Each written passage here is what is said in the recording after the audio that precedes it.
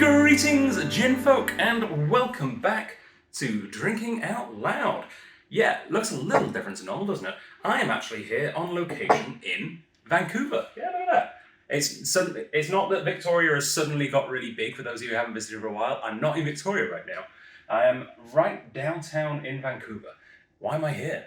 Well, I'm here for the Artisan Distillers Conference, and I am very excited to be speaking to a group of people tomorrow afternoon, and I thought I'd take the evening to make a wee video for this month's gins, and I'm sticking to a theme. We have an artisan Canadian spirit here, and one of the things that I'm going to be talking about tomorrow is have confidence in your products, because there are some absolutely outstanding Canadian spirits, and most of them are pretty damn good. Don't be afraid to compare them to international spirits. People aren't buying it just because it's local. I mean, a lot of people are, wanting to support local, but people are buying them because they're good. And I'm going to let you guys find that out as well, because we're going to compare and contrast a couple of interesting similar gins. And actually, in our sister club, so this is the Juniper Collective tasting, I'm also going to be doing the same thing for our Still Explorers tasting with some orange liqueurs as well. So what gins have I brought here today? Well, first of all, we've got Sheringham's most recent release. Now, if you are from BC, especially if you're from Victoria, like I'm sure most of our viewers are, this is a brand that's going to be quite familiar to you. Sheringham started off down in Shirley, which was actually originally called Sheringham. They changed their name to Shirley apparently so that it would fit better on postage stamps or envelopes or something. Don't quite understand that, but yeah, they're not actually in Shirley anymore because they got too big, so they've got a bigger facility now, which I think is technically in Souk. Yeah, a little closer to Victoria.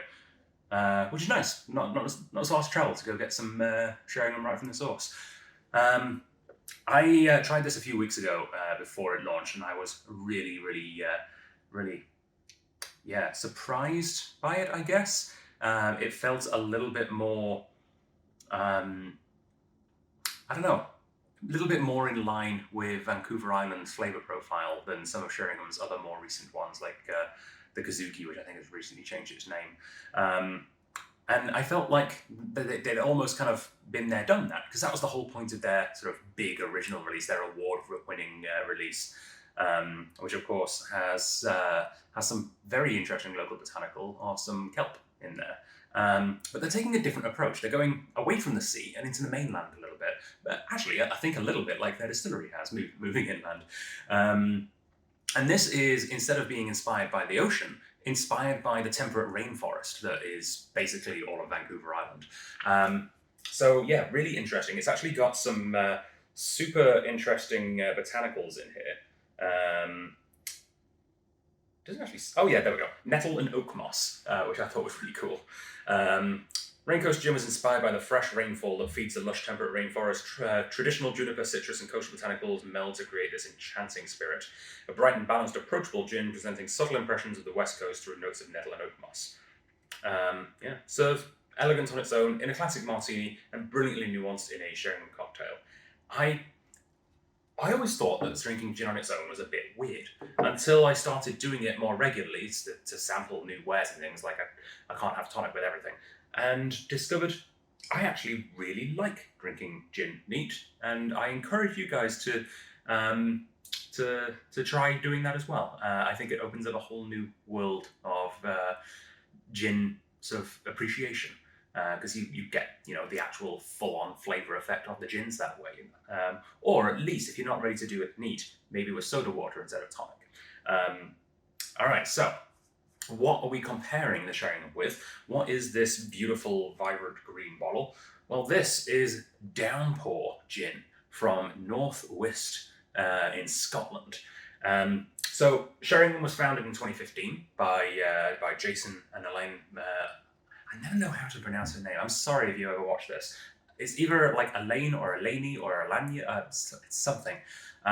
Jason's much easier to pronounce. But yes, the McIsaacs. Maybe I should just call them that.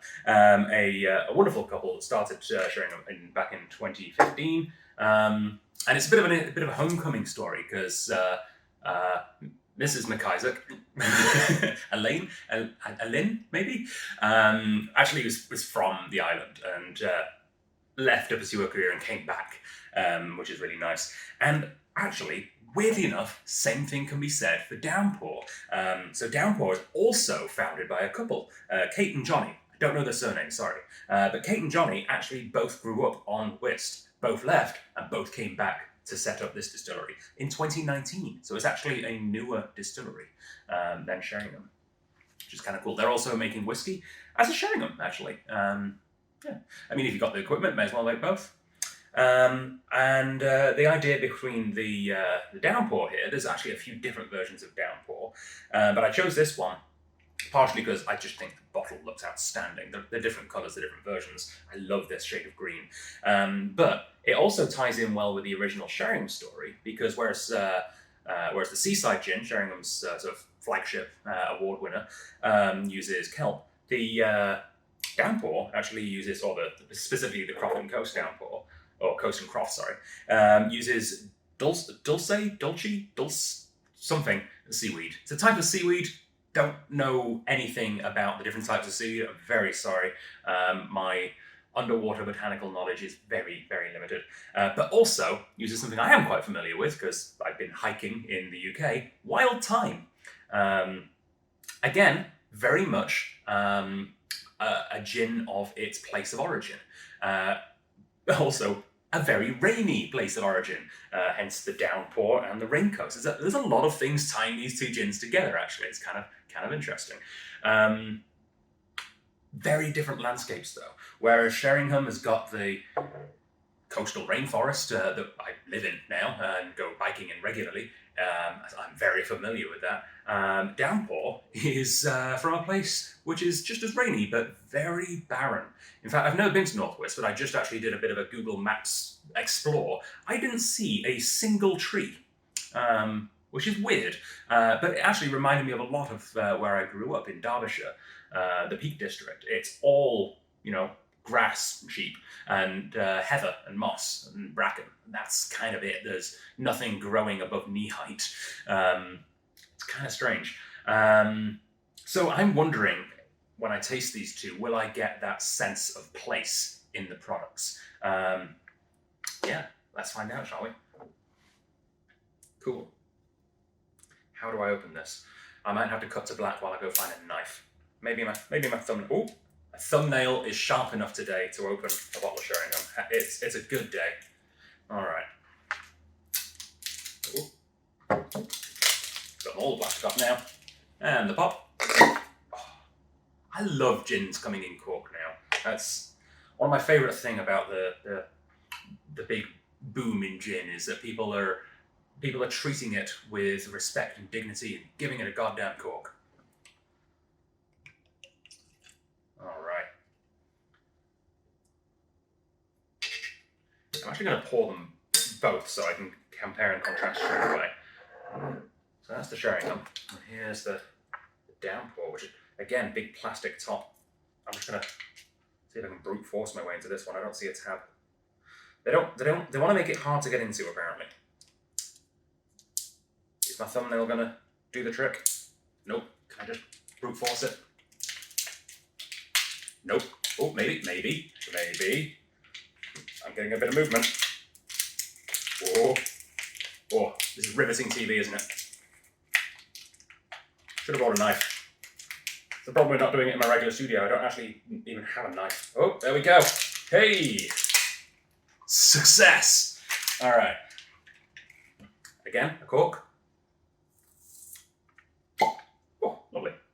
That's a satisfying lid, look at that. All right, let's make sure I don't get these mixed up. That is a beautiful bottle, though. I didn't even know, it actually says Island Life imprinted on the rim there. Oh, it's like a raindrop sort of motif going down it. I don't know if you can see the texture on the bottle there. It's super nice.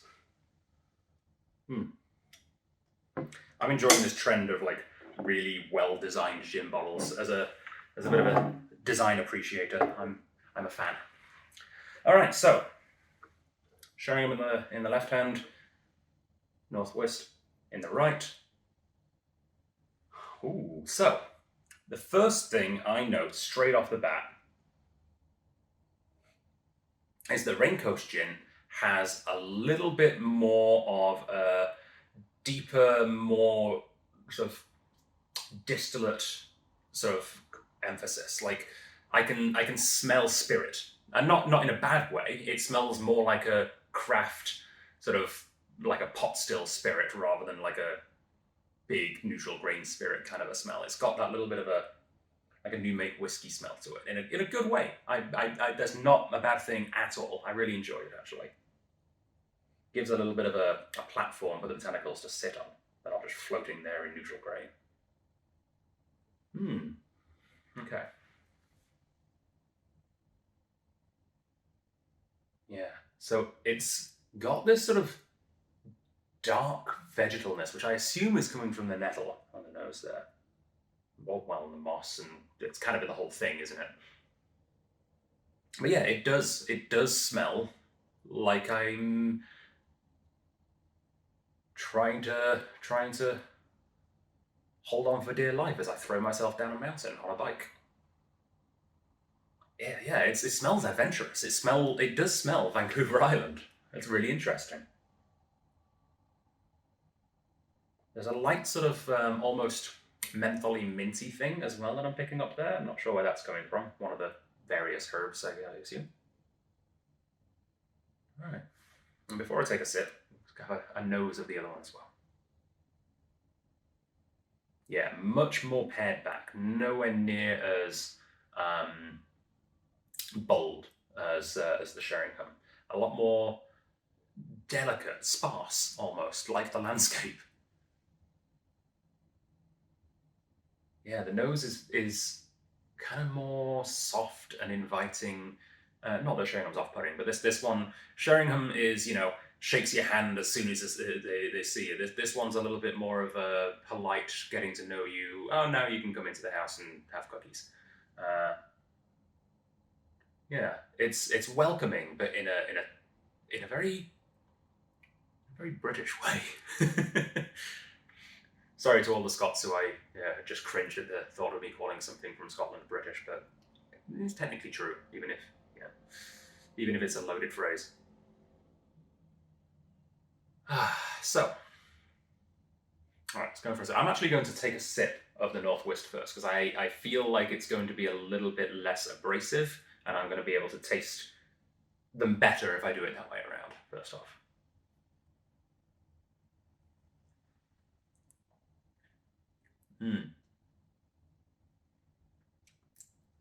Nice. Really citrus forward. There is a almost salty umami flavor, which I assume is coming from that seaweed. But yeah, the big takeaway here is citrus, but not in a literal sense. Like I'm sure they use actual citrus fruit, but it comes across more as like, how some herbs are lemony, but they're not really lemon, like lemon myrtle from Australia. If you've ever had Australian cooking with lemon myrtle, beautiful herb to use, or like lemon balm or something. Well, balm isn't really a herb, is it? It's just a balm made of lemon. Lemon, what was the thing I was trying to think of? Like lemon mint or like lemon thyme, There's a lemon bee, I knew it, and then I started saying the word balm instead, and now I can't figure out what it was. There's a herb that begins with B. There's a lemon one, whatever that is.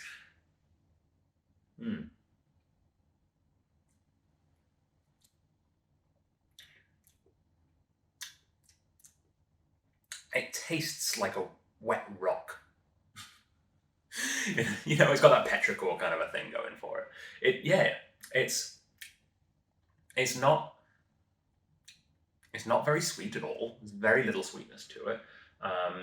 It has a little bit of a sharp acidic note, but it's mostly got this kind of lovely earthiness. Oh, a touch of salinity. That's lovely.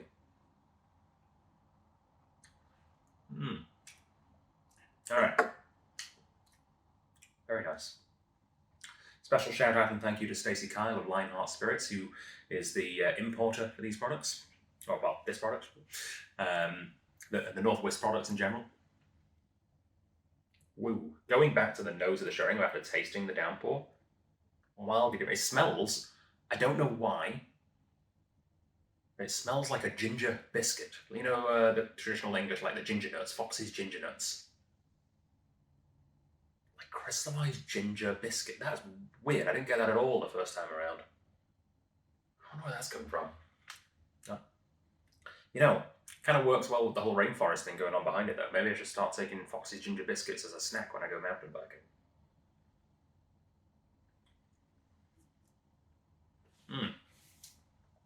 Yeah. Big. Like, ooh.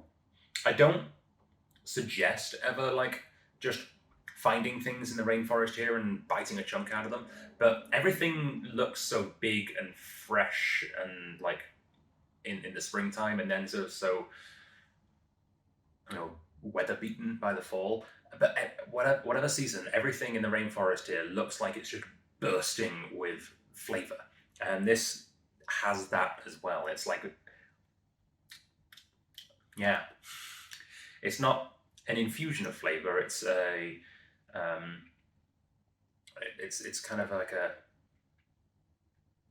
it's not, yeah, it's an invasion of flavor.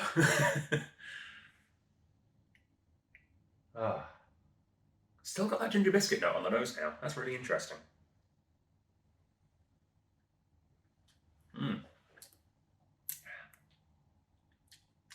Yeah, a little, very zingy, very zingy, compared to the nose, which is, like I said, much more sort of mossy, earthy, nettly. The palate's got like a, not acidic, kind of bitter, a bitter zinginess to it. You know, it's funny that I'm about to be tasting some orange liqueurs next, because this flavor profile works really, really well with an orange liqueur. I bet I actually, after I finish filming both of these videos, I'm going to try mixing some of this with some of the orange liqueurs. I'm not a big cocktail guy. I don't know the cocktail handbook off by heart. I don't know if that exists. I don't know if that's a real thing. But if you were to make a margarita but with gin, with this, that feels like it would work really well. I'm in Vancouver. I'm sure I can find a 24-hour supermarket that sells limes. I might go on an adventure after this. Okay, so these are part of the Juniper Collective Gin Club. These are the October gins, and you can come and try these in store. You can try the Sheringham for free. You can come in and try the Downpour for, I haven't decided on a price yet. Let's say, quick napkin math, let's say $3. That's about right. $2. Let's say $2. So, also, as well as coming in and trying them, it means they are on sale. They are featured gins, which means you don't just get your 5% discount on it. If you remember, you get a full 10% discount on them. And that makes the Raincoast gin regular price $49.91 down to $44.92. And that makes the Downpour regular price of $97.74 down to $87.97. Beautiful local and international gins, sharing a similar origin story, both from the creators and from the place, you know, the damp islands from the other sides of the world. Two West Coast damp islands of two very different countries, yet somehow quite similar. Yeah, that's been a fun side-by-side. I should do side-by-side videos more often, I think. I think it's a pleasant way to taste a couple of gins. Let me know in the comments which one you think would suit your palate more. And if you come in and try them in store, come back onto the video and let us know what you thought of them. I'd love to hear your feedback. Also, of course, we do offer scoring cards for all of our in-store samples. So leave your feedback on a scorecard anonymously, and we will have an official Juniper Collective score for these gins once they've finished their tasting period. All right, chin chin. I'll see you on the next episode.